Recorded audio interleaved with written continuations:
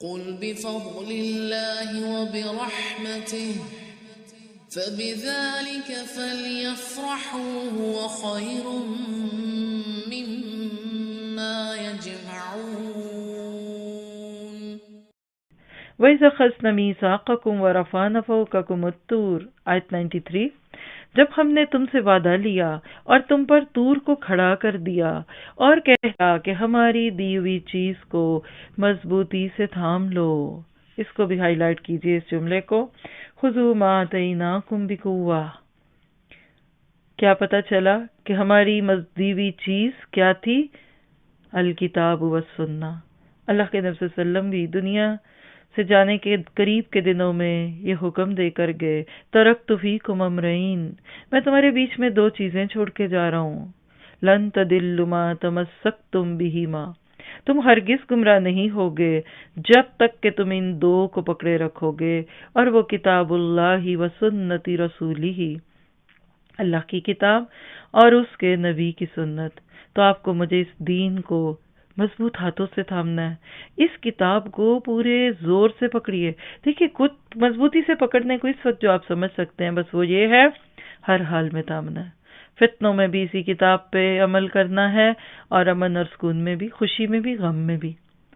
کچھ لوگ تو ٹیشو پیپر کی طرح پکڑتے ہیں اس کتاب کو، ذرا سی فتنے کی ہوا چلی، اس کتاب پہ عمل کرنے کی وجہ سے ذرا سی کوئی مشکل آئی، وہیں چھوڑ دیتے ہیں۔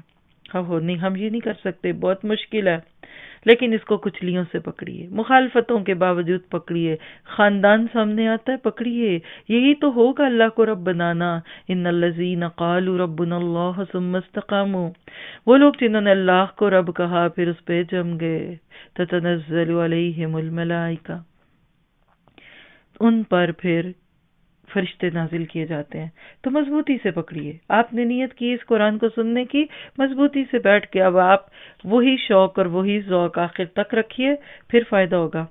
ادھوری دوا کھانے سے پورا فائدہ نہیں ہوتا، خاص طور پہ اینٹی بایوٹک شروع کر لیجئے اور بیچ میں چھوڑیے اور کبھی کھائیے، وہ اندر کا جراثیم بھی خوش ہوگا کہ چلو اچھا بندہ ملا کہ کچھ وقت تو مجھے بھی سر اٹھانے کی توفیق دے دیتا ہے۔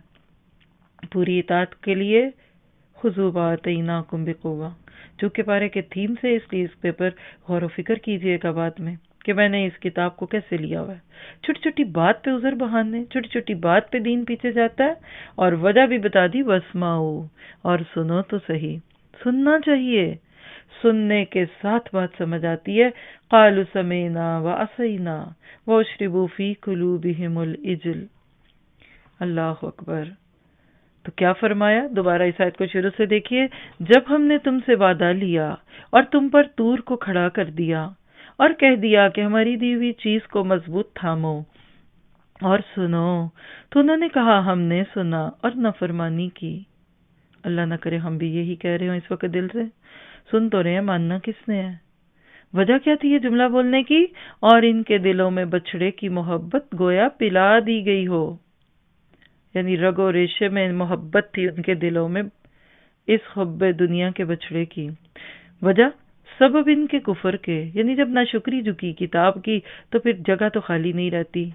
یاد رکھیے جب یہ کتاب پیچھے ہوگی تو اس کی جگہ ضرور کوئی اور چیز سامنے آئے گی۔ ان سے کہہ دیجئے کہ تمہارا ایمان تمہیں بڑا حکم دے رہا ہے اگر تم مومن ہو، یعنی یہ کوئی اچھے فیصلے تو نہیں کر رہا۔ قُلْ بِئْسَ مَا يَأْمُرُكُم بِهِ إِيمَانُكُمْ إِن كُنتُم مُّؤْمِنِينَ۔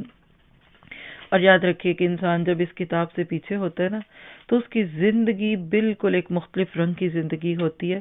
اسی لیے اللہ سبحانہ تعالیٰ ایسے لوگوں کو بتا رہے ہیں کہ اس کتاب سے دور جانا ایسے ہی ہے کہ جیسے آپ راؤٹر سے دور جائیں تو سگنل لو ہونے لگتے ہیں، لوگ سر پہ بیٹھے ہوتے ہیں راؤٹر کے کہ میرے سگنل سب سے اچھے ہو جائیں۔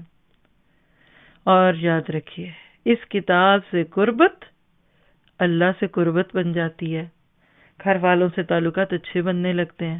اور ایک چیز یاد رکھیے گا کہ جتنا آپ اس دنیا میں کھوئیں گے آپ کو آخرت بری لگے گی، آپ کو موت بری لگے گی۔